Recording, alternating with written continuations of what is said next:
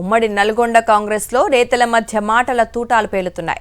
Thungathurthi MLA మందుల Samel, Munugode MLA Rajagopal Reddy మధ్య dialogue war Telangana politics ను హిటెక్కించాయి. తన నియోజకవర్గంలో అడుగుపెట్టే హక్కు కోమటిరెడ్డి రాజగోపాల్ రెడ్డికి లేదన్నారు ఎమ్మెల్యే సామేల్. ఇక తన నియోజకవర్గానికి వస్తే కోమటిరెడ్డి బ్రదర్స్ కు మర్యాద దక్కదని హెచ్చరించారు. ఎమ్మెల్యే సామేల్ కు కౌంటర్ ఇచ్చారు ఎమ్మెల్యే కోమటిరెడ్డి రాజగోపాల్ రెడ్డి.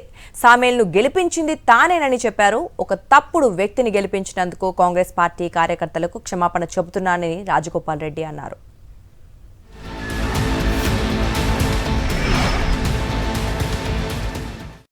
రెడ్డికి నేను సూటిగా అడుగుతా ఉన్నాను, మీరు తుంగతుర్తి మీద మాట్లాడే అధికారం లేదని కూడా ఈ సందర్భంగా హెచ్చరిస్తాను. నేను తుంగతుర్తి ప్రజలు, తుంగతుర్తి అన్నదమ్ములు, తుంగతుర్తి అక్క చెల్లెళ్ళు నాకు 52,000 మెజార్టీ ఇచ్చిండ్రు. కానీ తుంగతుర్తికి వచ్చి తుంగతుర్తిలో కాంగ్రెస్ లేదు, నగరికల కాంగ్రెస్ లేదు. నీ మునుగోడు మురిసిపోతుంది.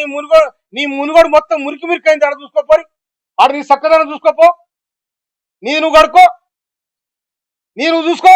మళ్ళీ ఒకసారి మా నియోజకవర్గాల సైడ్ కానీ మా సైడ్ కానీ వస్తే మర్యాద దక్కదని కూడా హెచ్చరిస్తా ఉన్నా. నేను కాంగ్రెస్ పార్టీ కార్యకర్తలను కాపాడుకుంటూ ఎంత దూరమైన పోతాము.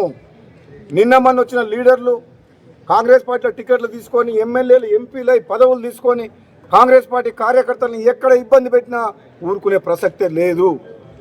ఈ ఆయారాం గయారాంలకు భయపడేది లేదు. నా గురించి మాట్లాడిండు మందుల సామేల్ అంటే నాకు ఒకటే సామెత గుర్తొస్తుంది, వినాశకాలే విపరీత బుద్ధి. నాలాంటి వ్యక్తి నీకు టికెట్ ఇచ్చి గెలిపించిన వ్యక్తి గురించి నువ్వు మాట్లాడుతున్నావు అంటే ఇప్పుడు నీ గురించి నీ విజ్ఞతకే వదిలేస్తున్నా. తుంగతుర్తిలో ఉన్న కాంగ్రెస్ పార్టీ కార్యకర్తలందరికీ ఒకటే మాట చెప్తున్నా, నా అభిమానులకు, నా పిలుపు మేరకు సామేల్ని గెలిపించిన మీరందరికీ కూడా నేను క్షమాపణ చెప్తున్నా. ఒక తప్పుడు వ్యక్తిని తీసుకొచ్చి టికెట్ ఇప్పించినా అని చెప్పి నాకు అర్థమైంది.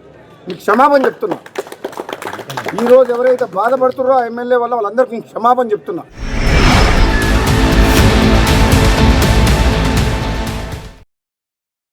మరిన్ని అప్డేట్స్ కోసం ఛానల్ ను సబ్స్క్రైబ్ చేయండి. నోటిఫికేషన్స్ కోసం బెల్ ఐకాన్ పై క్లిక్ చేయండి.